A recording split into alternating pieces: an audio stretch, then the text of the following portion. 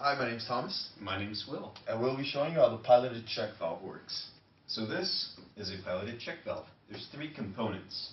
This is the seat, this is the cylinder, and that's the spring, and of course, the pilot port. So what piloted check valve does, it allows airflow from left to right while blocking airflow in the opposite direction.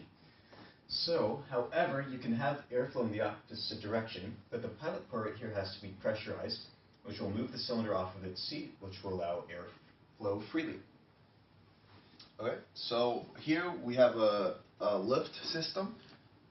This is the crane, this is the load, and what we want is for this load to be raised and lowered. For this to be achieved, we can use a piloted check valve. So when air flows from left to right, it's allowed to flow freely.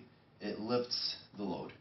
When the load, for it to be lowered, air must be able to flow in the opposite direction. So when it flows from right to left on this line, it will flow from left to right, pressurizing the pilot port.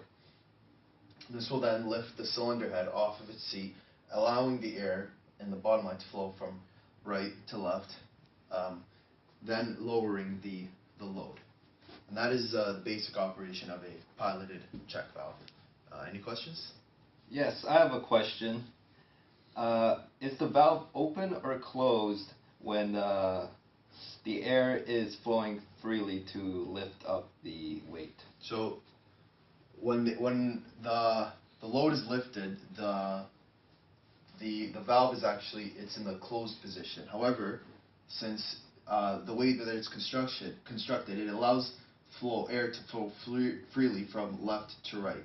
So the cylinder head doesn't have to be lifted off its seat, but for the air to flow in the opposite direction, it must be lifted off of its seat. This also allows air to flow in any direction when it's lifted. However, for this system, its main purpose is to lower the load. Okay, thank you. Any other questions?